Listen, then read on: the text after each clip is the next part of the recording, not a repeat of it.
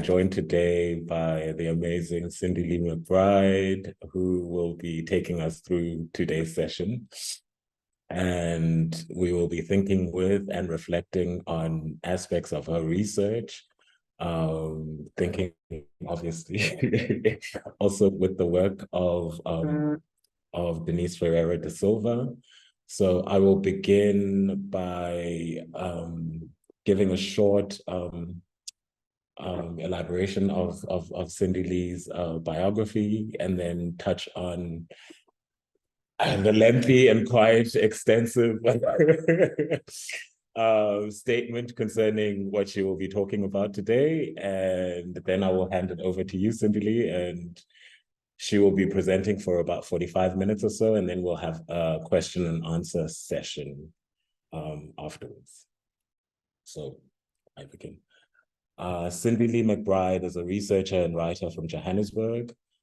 She is currently a PhD candidate in African Studies at the University of Basel, where her doctoral research investigates the politics and poetics of climate change in South Africa and Nigeria.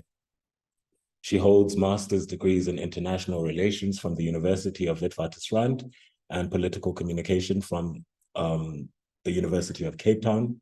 She is currently employed at the Human Sciences Research Council, where she investigates structural barriers to youth livelihoods in Africa. Her arts criticism and short stories have appeared in a number of publications, including Africa's a Country, the Johannesburg Review of Books, as well as the Mail and Guardian, amongst others. Her current research interests include climate change in Africa, youth and work, as well as contemporary art and literature from Africa. So today she will be thinking about anthropogenic climate change through Denise Ferreira de Silva's Unpayable Debt, which examines the relationships between coloniality, raciality, and global capital from a Black feminist poetical perspective. She will investigate and/or focus on the philosophy behind value and how this may or may not be of value for thinking about climate change and contemporary art in Africa. Together with De Silva, she proposes a close reading of Black South African women artists inspired by Makhosazana Xaba's historiography of South African poetry. Xaba attends to the dramatic shifts in poetry publishing in contemporary South Africa, from a handful of recognizable white men and women writers to a proliferation of Black women poets, and how this was made possible through the tectonic social and political change from legalized and institutionalized racism to a constitutional democracy. McBride is curious about these tectonic shifts, not only in terms of their political value, which echo De Silva's attention to the philosophy thereof, but also their impact on aesthetics and what can be learned from this for thinking about climate change and with the Anthropocene. What might a close reading of poetics avail for contemporary art? How might a close reading of De Silva's theoretical formulation of unpayable debt with selected contemporary art set into conversation their different grammars, geopoetics, and aesthetics to highlight interrelated scales of dispossession, both material and epistemological? Okay, I hand it over to you.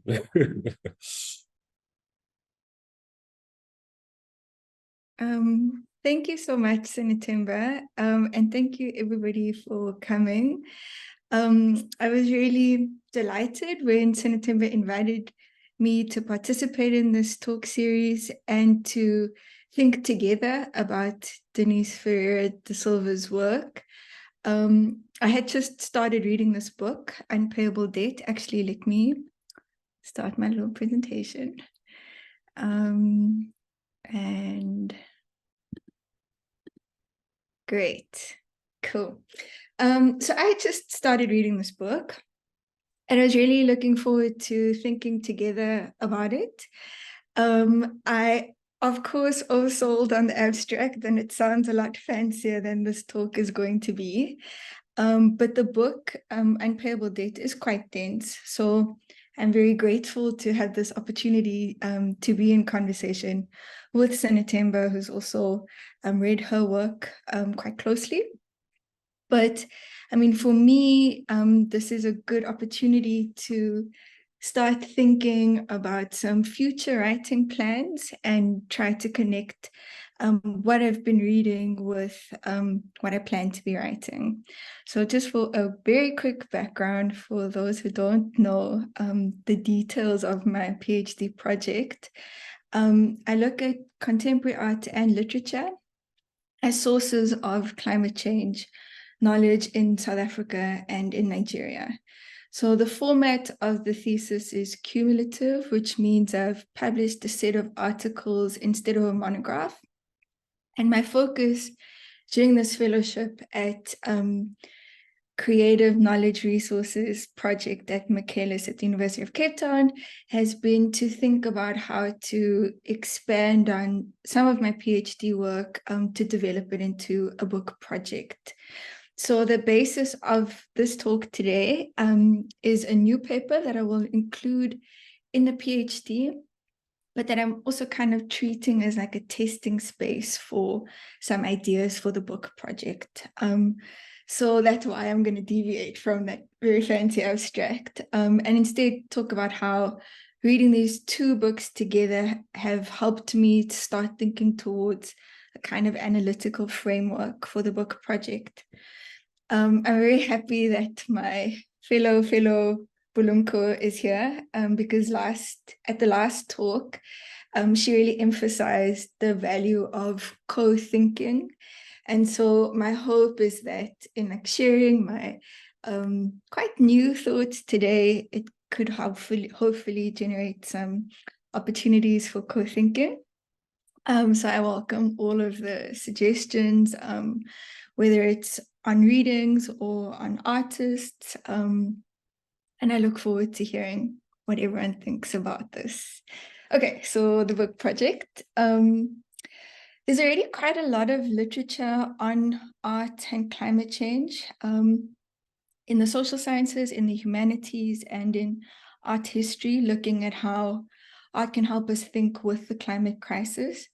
But there's a relatively limited engagement with how African and diasporic artists engage with climate change. I mean, this could be because a lot of the work is being produced by Global North scholars. But, you know, in response to this gap, one of the key questions in my thesis is how can we better know climate change in Africa through art, but beyond simplistic understandings of environmental art? And I'm not saying that work with found materials or recycled plastic bottles isn't important, but I'm talking more about the analytics used to have this conversation and ensuring that those are contextually grounded. So for example, one of my PhD articles discussed how any conversation about climate change in South Africa should be treated as inseparable from questions around land politics and land reform. And I looked at three artists, Ladal Mo, Simpiwe Nzube, and Denise Pape, to explore land politics either explicitly as material or indirectly as metaphor. And so sort of situating these three artists' work in the nexus between land politics and climate change offered some new metaphors for meaning making in South Africa's climate change knowledge infrastructure. So staying with this idea of a knowledge infrastructure, what I plan to do in this book project is to only look at contemporary art, where in my PhD I also look at literature, and to expand the focus from only South Africa and Nigeria. The reason I looked at these two countries in the PhD is because they're both extractive economies that are simultaneously contributing to and made vulnerable by climate change. But since climate change is, of course, a planetary experience, I'm quite wary of methodological nationalism, and focusing on nation states can obviously obscure how flooding can be happening in Cape Town and Islamabad at the same time, but also obscure how global supply chains can be deeply entangled across borders. So as a kind of orienting organizational strategy, I've been trying to think about how to situate this project within or in relation to scholarship on the Anthropocene, which is the term used to describe the most recent period in Earth's history when human activities started to have significant impact on the planet. Since the term was first introduced in 2000, a lot has been written about it and across disciplines.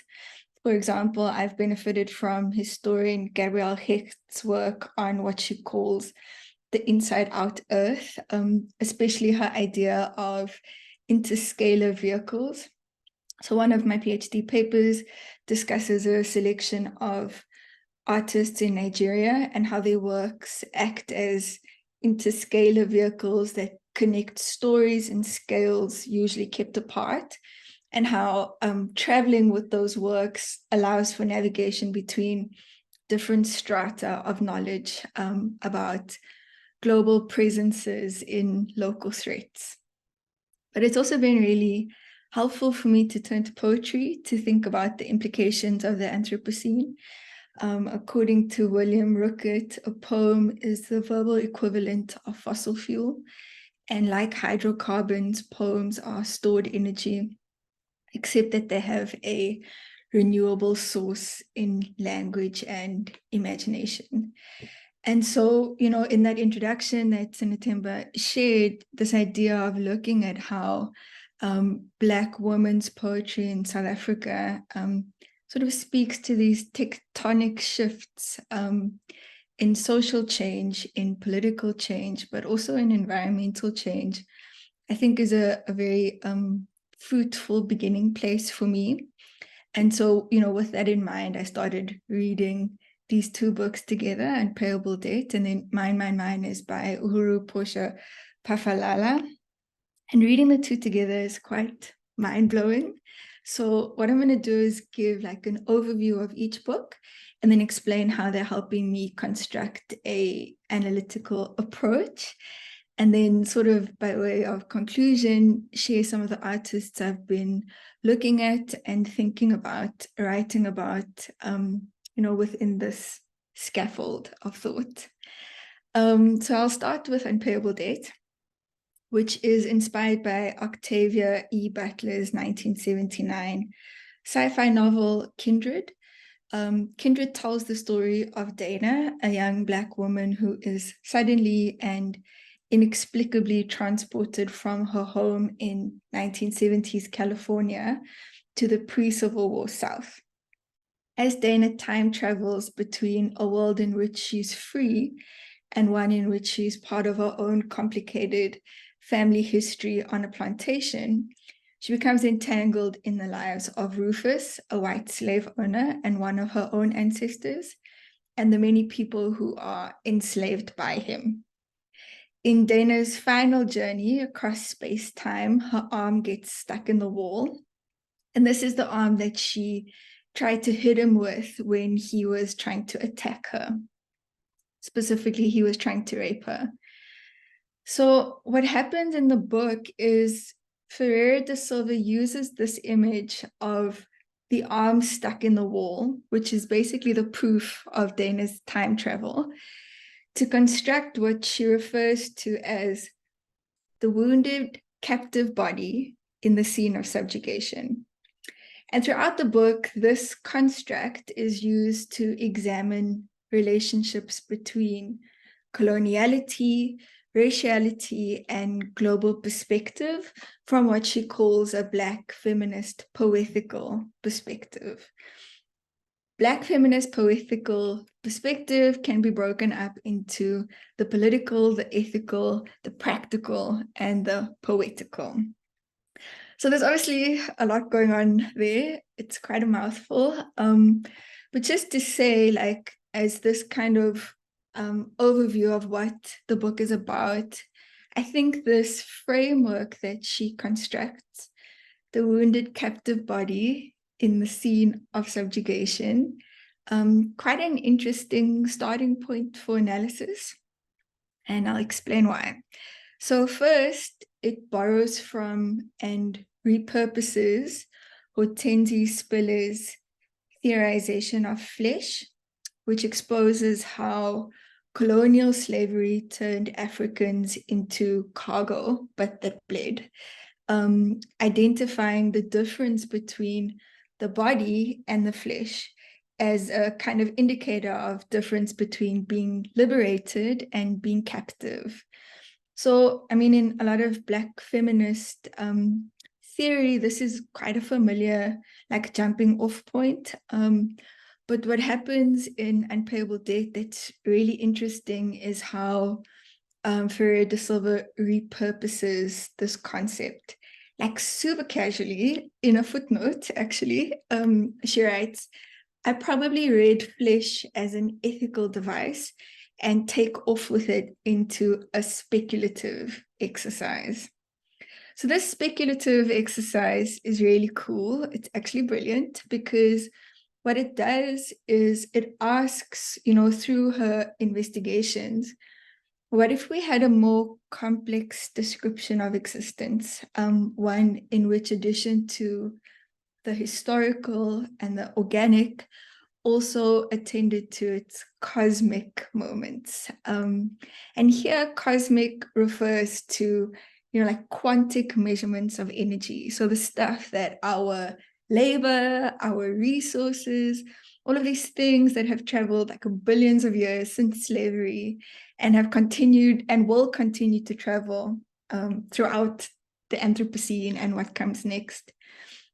I think this is really interesting because if we return to the character of Dana, in Kindred, having a standoff with, or a face-off with her slave-owning ancestor, through her unexpected and, mind you, unwanted time travel adventures, she comes up against a predicament where she's forced to save Rufus's life to ensure her own future existence, because he's her ancestor, And so what Ferreira de Silva explains is that this is the best rendering of a debt that someone owes that is not hers to pay.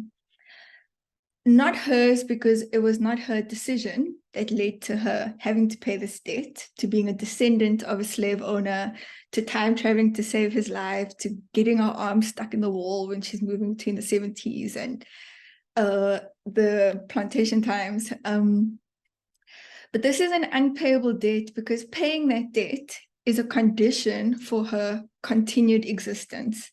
And the fact of her trying to fight against him when he is, like, attacking her, it messes with the kind of space-time continuum that she's in. Before, she could travel freely back and forth until she was like, nah, Rufus. And then that's when she was no longer able to move, between these two times, and her arm gets stuck in the wall. And so what Ferreira de Silva does with this sci-fi speculative device, in taking off with the flesh, Dana's arm in the wall, she uses as a way to critique, post-Enlightenment thinking. So challenging the parameters that are, quite fixed around colonial, racial, capital, in order to release existence beyond the parameters of space and time.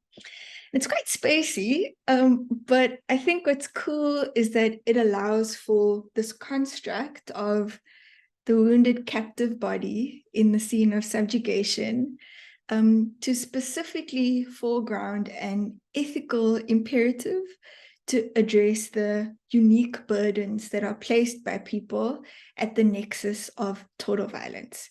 That moment when her arm gets stuck in the wall is like the most violent in the book. And it's sort of like, it's key to understanding the parameters that put her in this position. And so in foregrounding this moment through this complicated structure, what she does is call attention to the violence, but also offers infinity as a vision of what existence can be. So in other words, infinite possibilities are made available by a practice of refusal. So in the novel, it's Dana refusing Rufus's advances, and in this way, completely changing the parameters of time and space that she's experiencing in that particular book. So, I mean, I think this is really profound. It's quite dense and it takes a bit of time to work through. I'm still working it through. But essentially on the surface, like when you just look at it quickly, the idea of an unpayable debt is that it's something that's too big to pay back, or it's a burden that's too heavy to carry. So some of the other examples that she talks about in the book is how Black and Latina communities in the US were like super victims of the financial crisis in 2008. And how, the fact of them having to like now deal with these balloon payments on their houses is an unpayable debt, in the sense that they were specifically targeted for finance. And so like navigating this kind of contemporary exploitation, it's not slavery, but it's a different version of coming up against something that now to repay it, actually it's absurd. So if we return to the character of Dana to think through this absurdity, this impossible burden, it's actually something a little bit defiant. If we think with Dana, it's something along the lines of, I would rather kill you, Rufus, and risk ending my existence and my future existence and losing my arm in the process, than have to kowtow or to pander to your desires. So the unpayable debt is unpayable because to pay it would be to legitimize or vindicate the premises under which the loan, in Dana's case, it's her existence, in impoverished communities suffering under debt, it's unethical finance. So in fact, the unpayable debt, the debt must actually be unpaid, where the un is an action. And my sense, or my reading of the text, is that to approach unpaying this debt requires a return to the nexus of total violence, which brings me then to Uhuru's book, because Mine is a really good example of paying attention to the site of the crime, or in unpayable debt terms, the scene of subjugation, while at the same time offering these cosmic moments that act as opportunities for refusal, for defiance, and for liberating existence from the parameters that we know. So that's on unpayable debt. And Mine is an epic poem, so it's not a philosophical investigation like Unpayable Debt. And what Mine does is it charts Pafalala's personal connection with the climate crisis through the toxic burdens that have been placed on her family as a result of the migrant labor system brought on by gold mining in Johannesburg. So, I mean, in my opinion, it's Black feminist artistic praxis at its best. It's climate activism, it's calling for social justice, environmental justice, and perhaps most importantly, an embodied epistemic justice. And what she does is she zooms into the catastrophe of the mining revolution for the Black majority, how it decimated community and family by extracting men as labor. And she calls attention to how this is seldom spoken about in terms of slavery, because it was supposedly waged labor. And how this waged labor, this exploitation, also extracted the spirits of many of these men. So on the surface, it's a story about her grandfather working as a migrant laborer. But she explained in an interview that it's a story of ambiguous loss, and how that plays out intergenerationally. It's a story of extracted lands and bodies, of extractive toil and reproductive labor, and of racial capitalist labor. But it's a story also about us, the beneficiaries of exploitative plundering of bodies that created, birthed, and raised us. And it asks, how does that sit in our bodies? So I'm not going to share too much from the book, from Mine, because it's an epic poem which I think should be read in totality if it's being read for the first time. But also because there's going to be a book launch next week on the 12th of October at Chimurenga. So for anyone in Cape Town, I highly recommend trying to go. But I think it could also be online.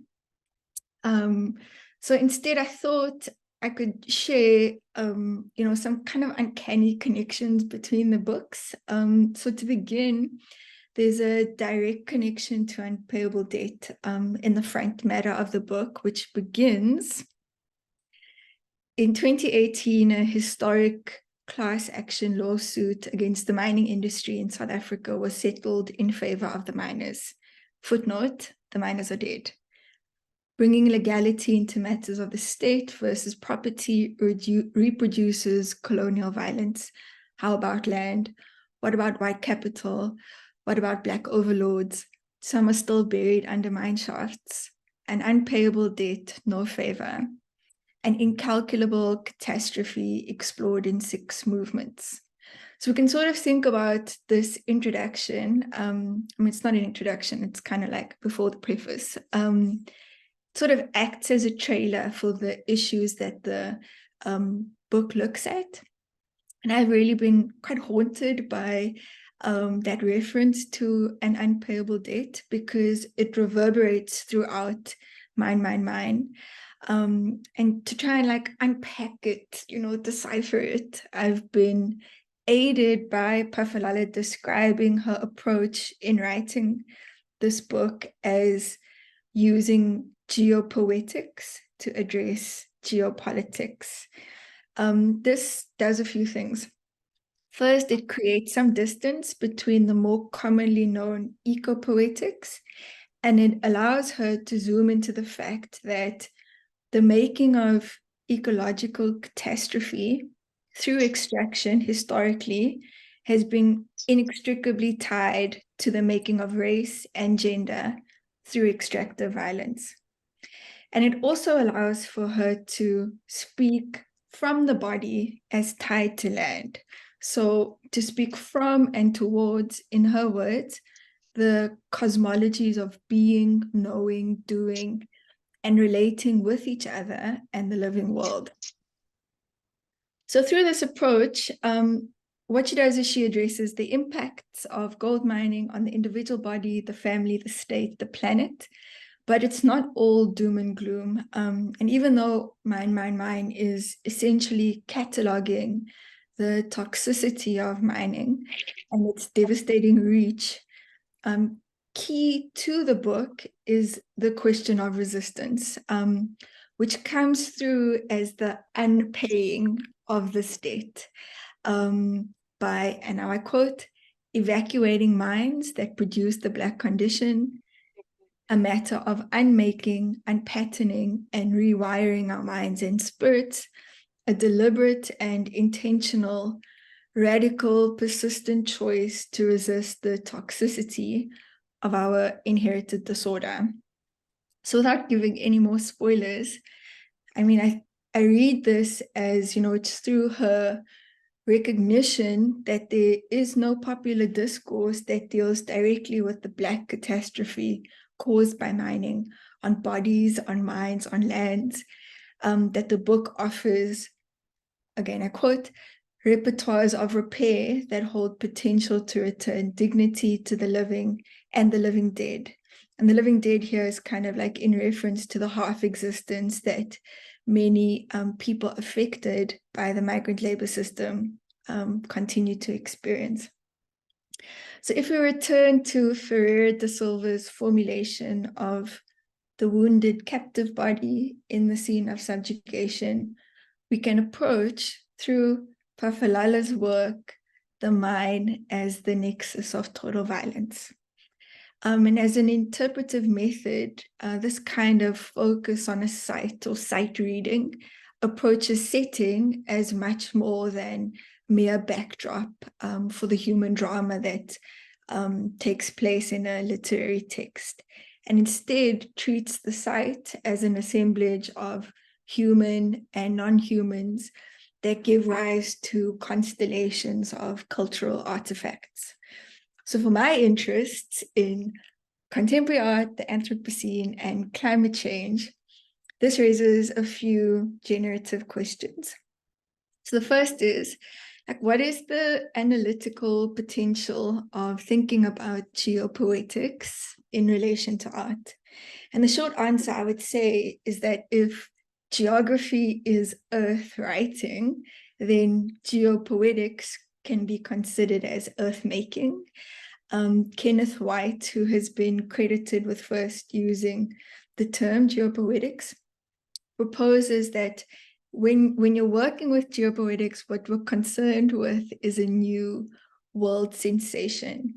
And if that concern is narrowed to look more closely at climate change causes and impacts, then it entails examining the multiple ways that climate change is framed, engaged, and contested. Now, geopoetics can take multiple modes or forms, including but not limited to poetry on the page or in performance, but also including site-based installations or other forms of artistic products, which then leads to my next question, which is, how has the mind been explored through art in Africa and related scholarship? And does this reveal like anything for working with this idea of climate geopoetics? I start, of course, with South Africa, the mine world I know the best. And there's a lot, and I mean, unsurprisingly, a lot of genre-spanning literary analysis of the mine. Isabel Hofmeyer's research on the genesis of the mining novel, Nompumelelo Zondi's analysis of B.W. Vilakazi's famous protest poem, Ezinkomponi, on the mine compounds, Kwesi Mkhize's analysis of cartoon narratives depicting African mine workers in the 1920s. There are also extensive photographic explorations and related scholarship, the most prominent examples being for David Goldblatt on the mines and Nadine Gordimer's companion essay looking at the human and political dimensions of mining in South Africa. A really interesting recent article by Chris Thurman looks at mines and mine dump aesthetics in visual arts. No, I'm mixing this up.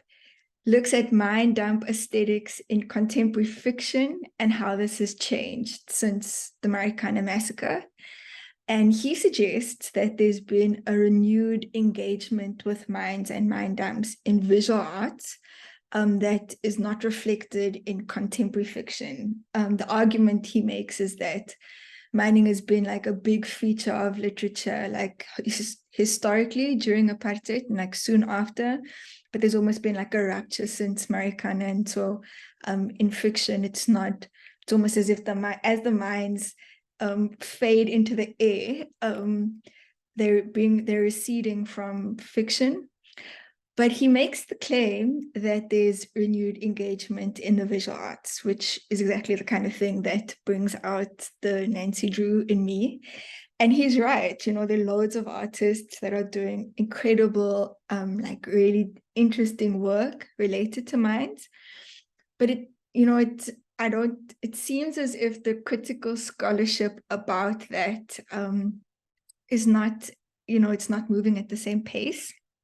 And so I've been thinking about ways to explore this, keeping in mind the bigger picture of climate change and of the Anthropocene in a way that is capacious enough to include more than just mining in South Africa, for example. So just to recap, because I know I've obviously been talking a lot, what I've got so far is theoretically looking at this combination of Black feminist poetical, unpayable debt, and climate geopoetics. That's sort of like the theory part. Methodologically, to move with this idea of interpretive site reading, I've been talking about the mine as a site, reading that as a nexus of total violence. but this is one of many options. So another example could be looking at an e-waste dump site in a similar way. And I think this combo of theory and method offers some really interesting combinations. So for example, what if the scene of subjugation is a flood, but the actual site of violence is a dam, you know? So I think there's room for the theory and the method to, you know, sit together. And then in terms of area of focus, I mean, I've been speaking about South Africa today. And of course, for the purposes of including this paper in my thesis, I'll look at South African and Nigerian, either artists or work related to these two contexts. But for the bigger project, the picture is, of course, planetary, but my interest is in African artists or diasporic artists or artists working in relation to the continent.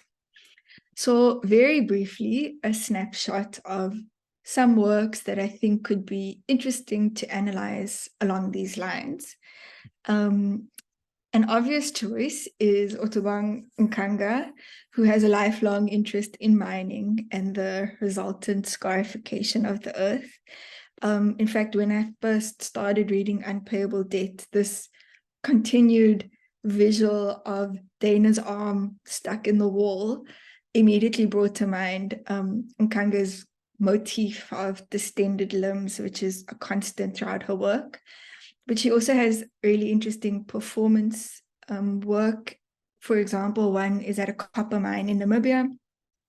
And I think her practice as a whole, whether it's drawing, tapestry, sculptural installations, really works well together as a study of where and how land, body, and material meet. Then another obvious choice, but for different reasons, is Mohau Modisa King. So he looks at the systemic effects of mining and industrialization on Black men. And this photographic series, Lefa la Ntate, can be directly translated from Setswana as legacy of my father or inheritance from my father. And the series features him lying partially buried in coal. I think it's quite an evocative example of what Nomusa Makubu calls performative photography, as well as an opportunity to apply Makubu's notion of visual currencies, where kind of demeaning historical images are transformed through performance photography into politically oppositional images. I call this an obvious choice because one of the movements in Mine is also titled Lefa la Ntate. So there's something to be said about approaching the impact of mining intergenerationally by putting the two into conversation. Also working with self-portraits to excavate the effects of mining is Abraham Oghobase, and he looks at mining in Jos in Nigeria. And I include this because I think it's quite an important departure from the almost totalizing focus on oil that dominates a lot of work about extraction in Nigeria. But speaking of oil, I'm really interested in James Webb's, it's called A Series of Personal Questions Addressed to 5 Liters of Crude Oil. And it's part of an ongoing series where he poses questions to objects as if they are able to respond, leaving time for them to respond. And actually, I have a clip here. So in this photograph, there's 5 liters of oil in the gallery, and I have a little snippet of the questions posed. Who are you? What was your original form? What can you tell us about the underworld? At what stage will we become like you? when did you first become aware of the connection between progress and catastrophe? Oops. Okay. So I mean, I think this is really, I mean, on the surface, it's amusing, but it's also really interesting. And the questions, they get more interesting. And I also think it's quite an interesting companion to a much older work of Webb called The Black Passage, which is a sound recording of an empty elevator cage descending into and ascending out of South Deep gold mine.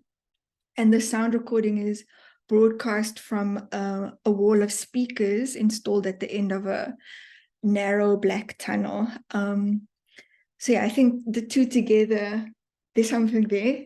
And then finally, I also think Nina Barnett's work is really relevant here. So she looks at different connections between the body and deep time and vertical scale. So for example, mine is a looped film animation that's sourced from a series of MRI spinal images that it's used to kind of talk about the body in relation to the earth. But she also has a really interesting project it's a collaborative exhibition with Jeremy Boland that looks at the mining dust in Johannesburg and the act of breathing, and sort of links global human-created climate crisis, of which Johannesburg's gold mines play a part, to the materiality of the air that we breathe and the interior effects of that climate crisis. So those are the artists that I've been thinking about so far. I've only just started scoping, and perhaps not all of them work to analyze, and perhaps there'll be some other suggestions that make sense to look at. And of course, because of the PhD, I've only looked at South African, Nigerian related works for now. So I'm totally open to like any suggestions that could make sense for a bigger project that's not limited to just these two country case studies. But I mean, I think that, just to conclude, I think that these works can be read in terms of a climate geopoetics that speaks to the topics that are in Unpayable Debt and are addressed poetically in Mine. And I think these works do that because they embody a critical engagement with both space and scale, and speculatively attend to world building through exactly these kind of like cosmic and quantic moments that, hopefully can unpay debt through either acts of refusal or repertoires of repair. And I stop there.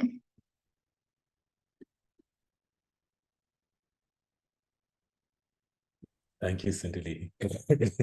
That was amazing. That was an amazing comparative analysis for us to begin the conversation somehow. Oh, thank you. I was touched, or rather, I focused on a quote or a statement you'd made where you said, "To what if the scene of subjection is a flood, but what if the scene of violence is a dam?" And I knew you were going to do that because you're working on the Orange River. On the Orange River, and it made me recall your work on the Orange River, and I thought that would maybe be a possible starting point to begin the conversation.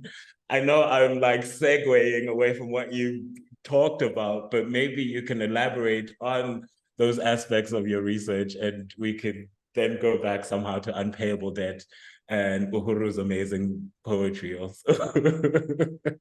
No, Sorry about that. I had to. No, don't be sorry. It was an Easter egg for you. And it's actually really lovely that you bring that up, because we have an eminent scholar of Southern Namibia, and specifically the Orange River, with us today, Jojo Musha. I'm really scared to talk too much about dams or the Orange River, because I know I'm going to get grilled on the factual correctness of it. But just to say that, I've been very fortunate in Basel that there is this community of Southern African scholars who do like really deep historical and geographical work and where those two meet.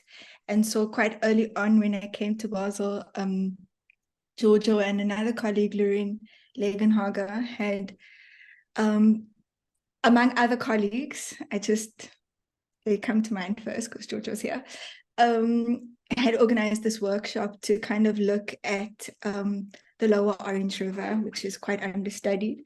And at that point, to be very honest, I really didn't know what I was doing about anything PhD-wise, area-wise. And so Giorgio had made the suggestion, there's this dam that's been promised and promised and promised, and the dam is not coming. And it was very interesting because to look at like the infrastructure of a river, and then through that, then look at changes to that river over time, is a concrete thing to do, right? But the dam did not exist. So it was like a speculative dam, though there were real measurable changes along different points of the river. And so, yeah, I mean, I'm a bit nervous about going back down a dam road. It's very tied to my like early PhD angst.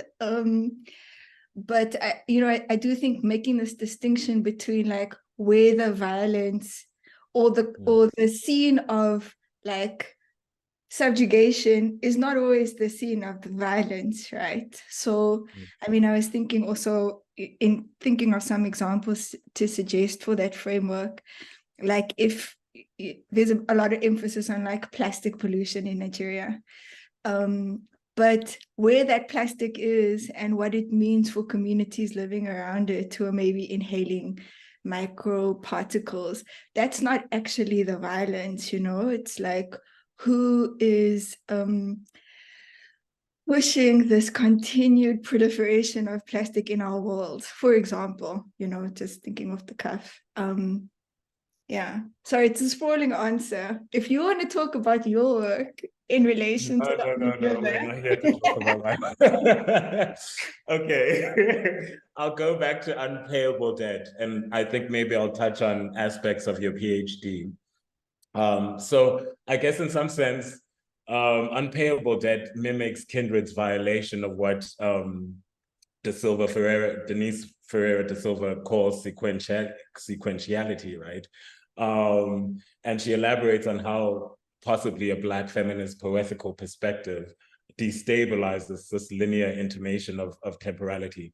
So how do you see artists such as, for instance, Dineo Seshepo, whose work you engage, deploy this as a modality in thinking through and across time in order to highlight the violences of coloniality within the present, right?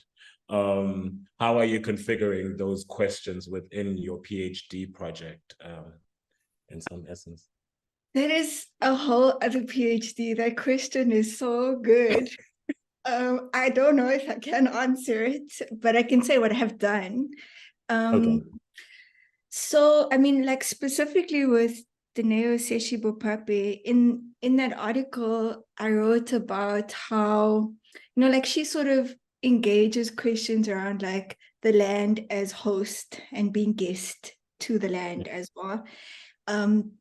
And I think like or at least the way I wrote about her work was in relation to the idea of entanglement. And so I think like recognizing that there are these really, intertwined things that are happening constantly was something that was important to do in that particular article, which was land and climate change. I think the way that Denise Ferreira da Silva talks about sequentiality is really vast, so even in, like what I spoke about, the challenges that she puts to parameters of post-Enlightenment thought, that's, at least for me, I find it quite dense and difficult to wade through. And so, I mean, I have not written about sequentiality, and in my reading about how she writes about it and towards it, I think I'm going to need a bit of time to like pass through that. Do you know what I mean? Yeah, I get what you mean. I guess also the intention in asking that question is particularly in aspects of her video work. I think Dinero does that, right? Through questions of replication, but also in distortion of the image, and also kind of destabilizing the idea of a clear ending of a beginning, but also of an ending. Also, sorry, I'm a little awkward in this right now. No, and I think it's important because I think this, this in talking about sequentiality, like, or at least my reading about what Unpayable Debt does, is it totally expands everything. It's like we're talking now infinity, when we're talking about addressing slavery, that's living in our bodies for like gazillions of light years, and it's going to continue, I mean, I can't speak about the Neo-Seshi Bopapi's video work because I didn't write about that, but I think the fact of, I wrote about the soil installations, but I think the fact of having this tool, this like theoretical construct of like rethinking time and space that Unpayable Debt offers is really, I think it's very powerful. I think it offers a lot. And also, I guess this grappling with this conception of value, right? The idea of value, and taking to task a historical materialist account of the question of value, right? She is very critical in how, I guess, Marx proposes or thinks around the idea of value, and how also in relation to, the colony somehow is not figured within this conception of value, while simultaneously the colony is that which gives value to, right? So there's like this I guess extensive and substantive account that she tries to kind of provide to the reader, but also dismantles a clear or coherent understanding that would kind of replicate, how, time and temporality has been imagined through Enlightenment thought.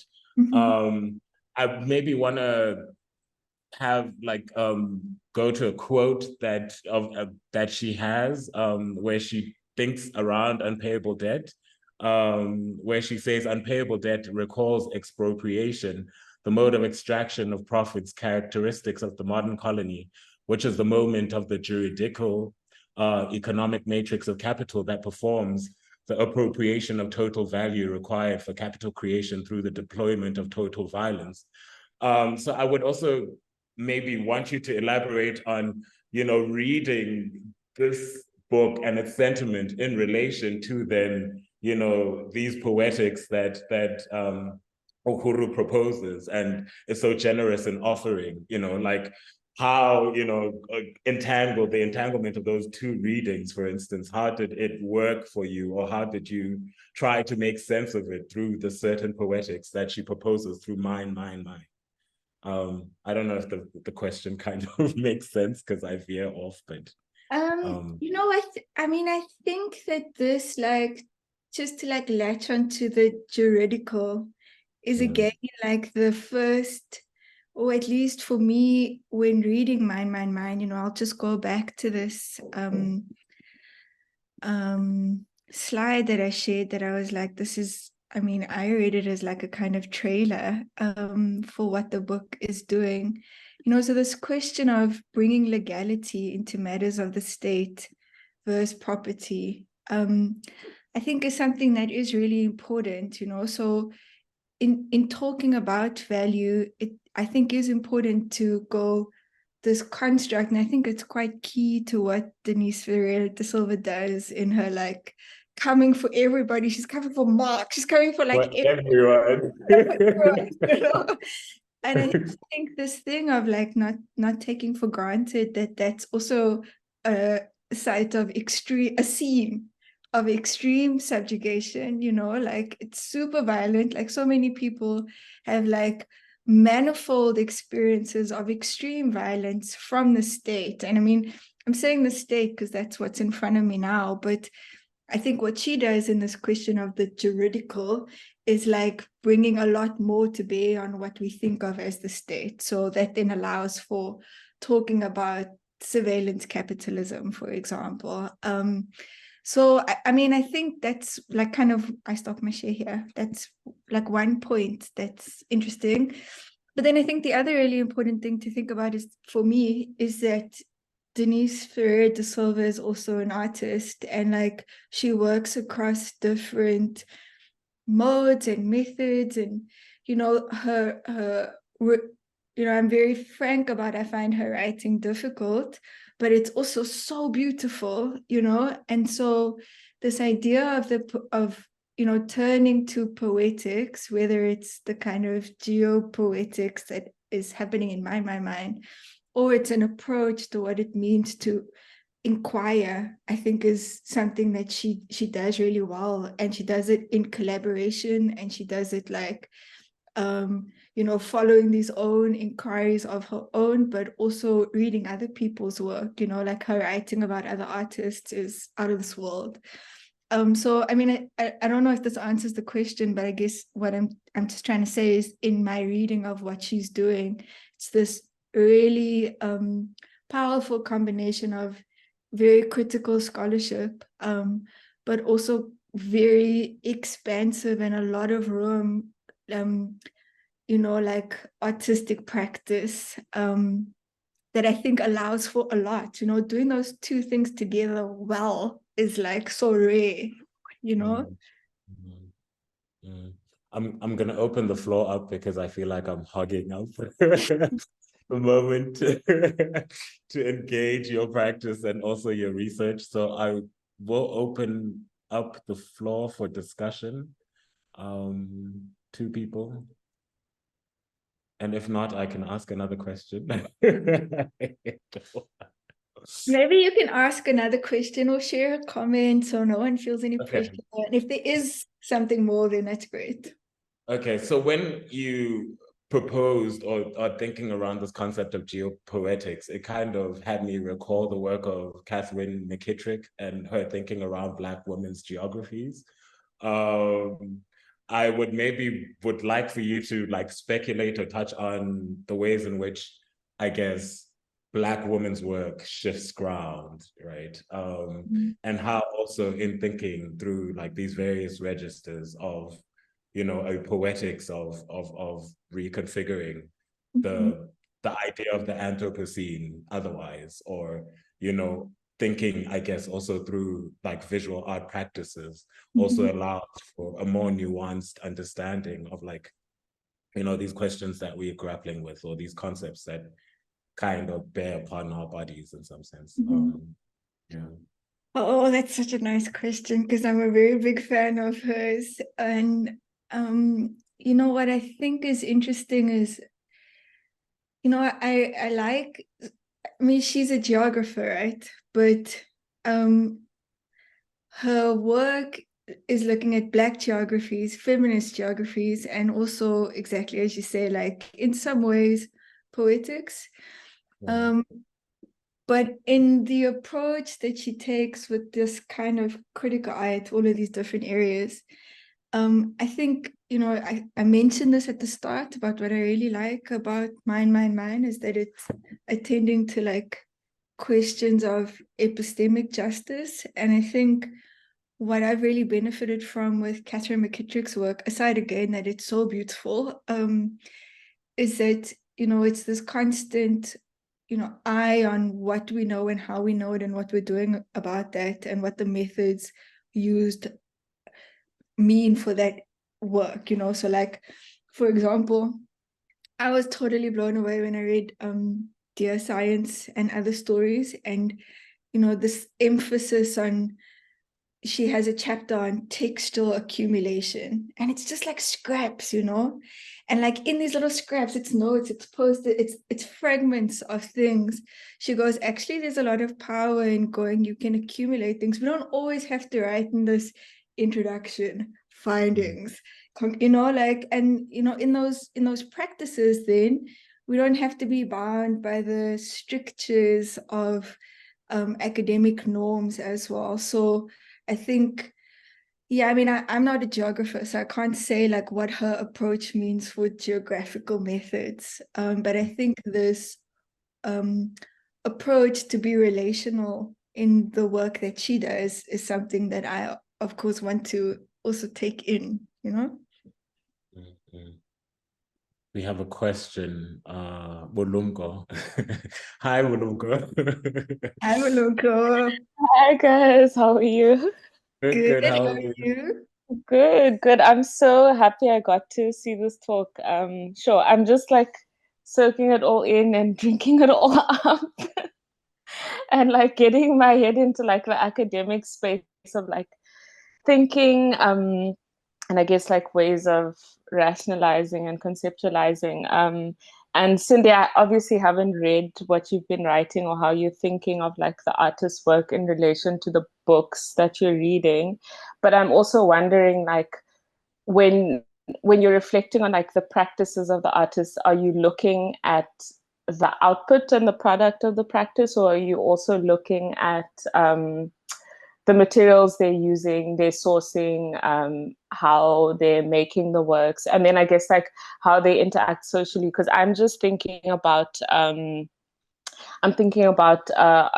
Kanga, and I guess how some of the tapestries in her work get produced. I'm thinking about Muhao, and then like the violence linked to him as a social figure, and then I guess Nina Barnett and Jeremy Bolin in terms of their installation. It's like part of it was like radioactive, and I know that radioactivity is all around us, but I found it interesting and a little bit strange that they like reproduce the violence in some ways. So yeah. Buloko, I'm gonna take you up on all of these things you've put me to task with.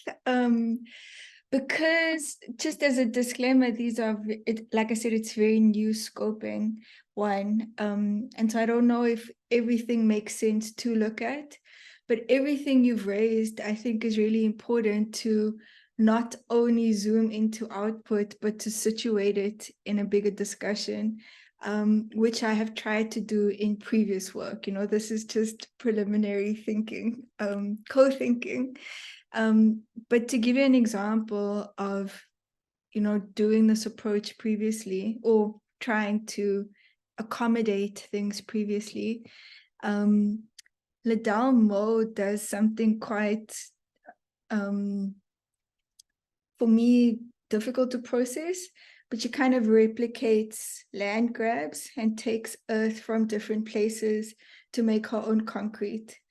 And in doing that, then speaks to the act of, I mean, in her case, being a white South African, what it means to make these monumental sculptures, concrete itself. So again, your question of material and what it means. Concrete is insanely bad. You know, if the concrete industry was a country, it would be like the largest emitter of greenhouse gases. So I think embedded in questions of ethics, not just poetics, are like what it means to choose to work with a certain material, how you go about constructing with that material, and exactly as you say with the radioactive waste, what it means to put that out in the world. I mean, I think in Nina and Jeremy's case, that's like violent to individual health, but the other violences that come with, for example, the concrete work, or you know, so everything that you're saying in respect to this selection of artists is definitely the kind of thing that I would not want to shove under the carpet or the glitzy tapestry. You know, these things matter. And I think also what really matters is where and how they're encountered. So all of these questions then around what went into it being in the world, and also responses to that, whether it's an individual social character or political figure, or social and political responses to the work that people put out, I think is, you know, as critical to the discussion as the work itself. I hope that answers it a bit. It does. Thank you. Thank you. I'm not making any value judgments. I'm just, I guess, like thinking about like how are you thinking about like all of those things and in the way that you select and discuss the artist's work? Yeah. Jojo, you're muted. Yes, thank you very much for this talk, which obviously, as you know, is a little bit of a challenge to me to follow you. But nevertheless, I would have a few questions and comments. So first of all, thank you very much to introduce me to September's work, the Orange River Project. And I just, that's a good thing with these hybrid events. You can quickly Google something. And I saw the project, and it was quite fascinating for me that it is the exactly same, more or less the same stretch of the river we worked on, but no direct communication happened. So we will obviously have to introduce our book in Cape Town too. And there's coming from a complete different field. I would have two questions. One is, having a background as a historical geographer, I would like to hear a little bit more on this term geopoetics. I mean, geography, you can criticize it or not, but it's kind of a field with a very long tradition. Is geopoetics more than just a term that might disappear very soon again? Or climate geopoetics? That's the one point. And the second point, I stumbled over, okay, that's now from a different perspective. I was intrigued when you said that the interest of artists in mining isn't that high any longer. But that now it's coming back, kind of, if I understood you correctly, in South Africa. Wrong? Wrong. But you can continue because I want to hear anyway. Okay. Spice. Maybe then, sorry if I didn't understood that correctly. There for me, okay, maybe that's, and that's connected to the Orange River Project. If you discuss mining from an artistic point of view and the migrant labor system that was strongly connected to the mining system, especially in South Africa, but also elsewhere. How much is that linked to today debates on the South African empire, today debates on xenophobia, today debates on that since the 1950s at least, or 40s, most of the miners were in fact not South Africans, and now are victims of,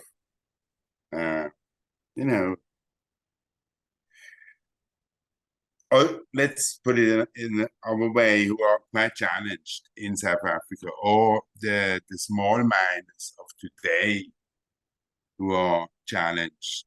Now, when we speak of the big mines, but today mines who are even more precarious to work in, and you have nobody you can then ask to pay back or to pay.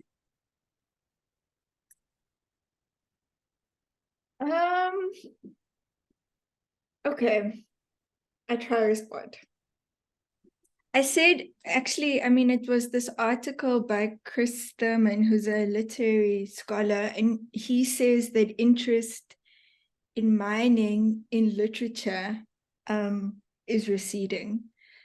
So he says kind of the opposite. He says there is, not to say it stopped, but there's an increased attention to mines in art currently in visual art. So I didn't say interest in mining isn't high, but I mean, what I'm realizing is that it's probably also important to make a distinction between interest in mining in relation to extraction, climate change, the Anthropocene, versus this kind of historical attention that often was focused on the migrant labor system and the impacts of that socially. And I suppose the real power of this book of poetry is bringing those two things together, but also showing how, it's not just that simple. It isn't just about a historical experience of migrant labor, but it is exactly this thing that, the pollutants that are in bodies, they have reproductive health implications. More than that, there's like a continued violence that's going to keep happening unless this catastrophe is dealt or not dealt with. Because you're being literal, being like, how do you hold the mind accountable, And it's not in that sense, like you say, like whether it's big minds or small minds, the bigger issue is like at this epistemic level to be thinking through how these historical migrant labor in the body, future impact on the earth are like very, entangled. Does it make sense? Unconvinced. And the other question? The other geopoetics. So what I could see and what I mentioned is that the first use of the term is in 1992. So it's not new.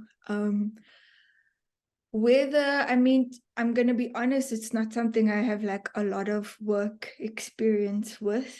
And so far in the PhD, like a lot of the things I encountered in kind of eco-criticism really foregrounds eco-poetics. So I do think there is it feels a lot like making a distinction between sci-fi, science fiction writing and cli-fi, climate fiction, which is something that I've like thought with. And I'm not finding fault with geography. This is not a slight to you, I just do think it is very interesting, this kind of embodied turn in engaging these questions that I'm interested in that is happening in poetry and linking that to the earth. Yeah, I like the term a lot, geopoetics, but I have still difficulties to make sense out of it. It's not that I don't like the term. I think that's because you're a geographer and you need to take off your geographer hat and put on your poet hat.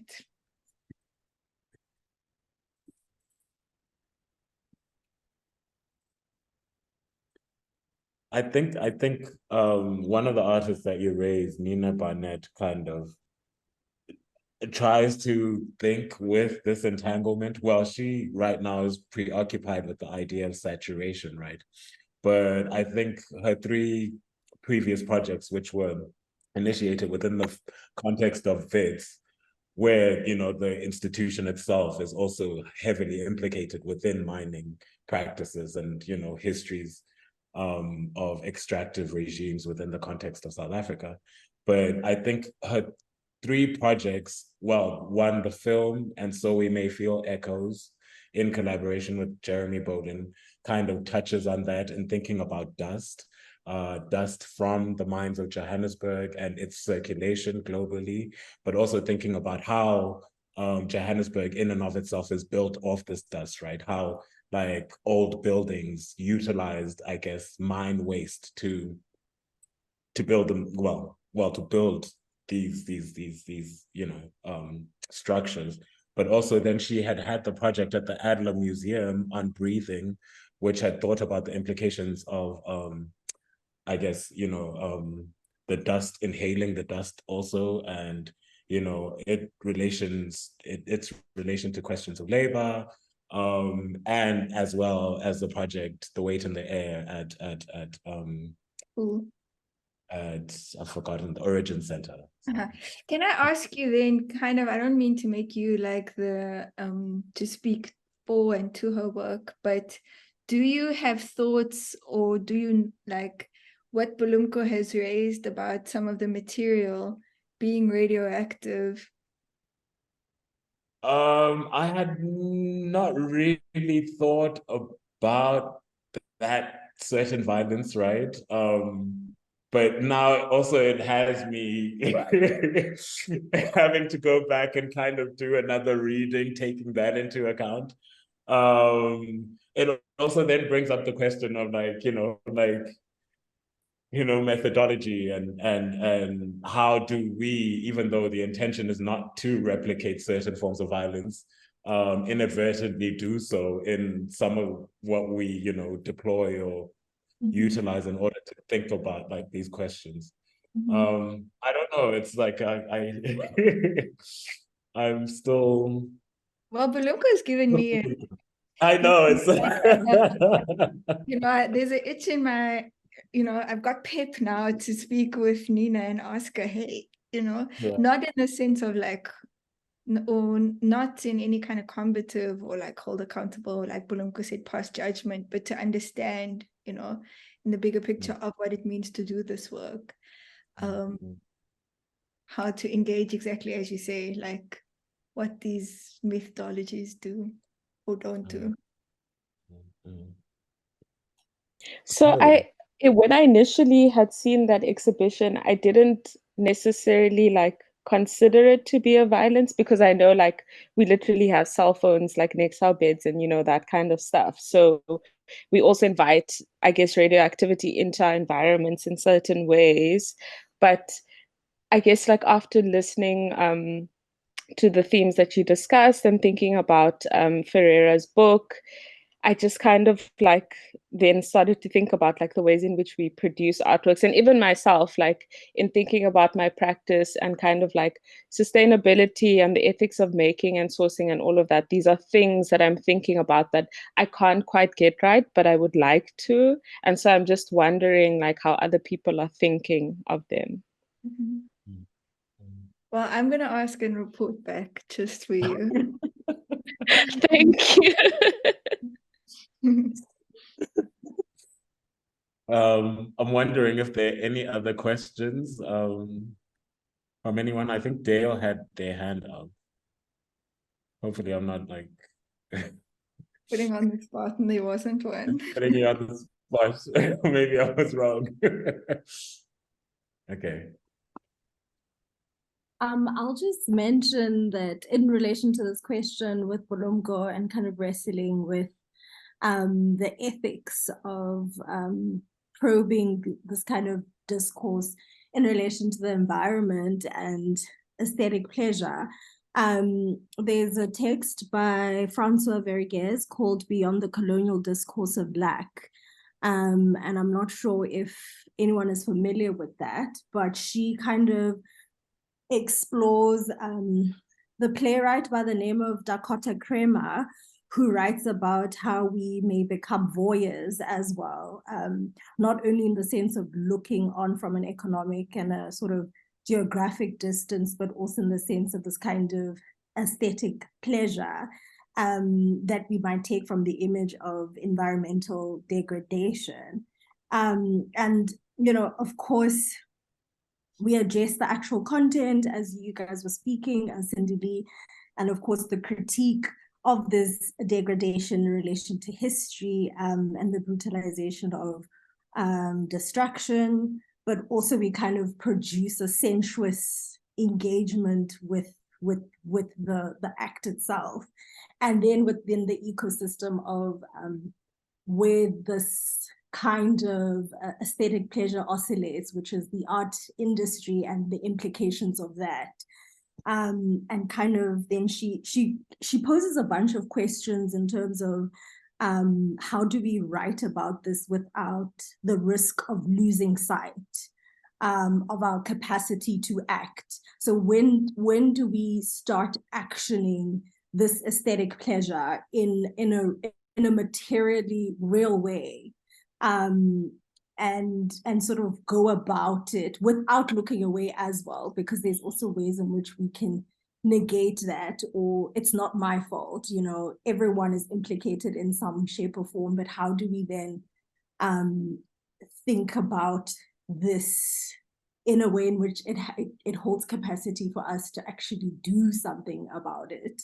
But it's a series of questions that she's also like wrestling with. So I don't know if that might be useful. Thank you, Amo. That sounds really important. Yeah. Thank you.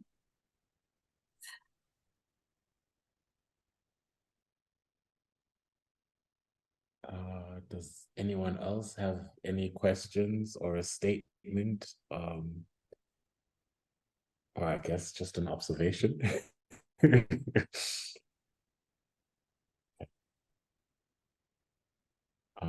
So I think maybe we might end it there. Thank you so much, Sindi-Leigh. Engaging you is always such a joy. Thank you everybody for coming. And thank you for the comments, Bulunko, Jojo, Amo. I appreciate it very much. Thanks. Yeah. I'm really interested in seeing where this project is gonna go. Wait. And thank you for honoring my invitation. It's really a pleasure to engage you. And hopefully we have more moments like this, just to chat and think around ideas and think around questions of method. Totally. Yeah. So next week we are meeting again on Friday, and we will meet with Nondobeko Ndombela, who will be thinking around her research, various projects she's initiated, as well as her work at the Fit School of Arts. And thank you everyone for joining us today, especially you, Sindi-Leigh. Thank you. Thanks. Yeah, and speak soon. Thank you, everyone. Thank you. Bye.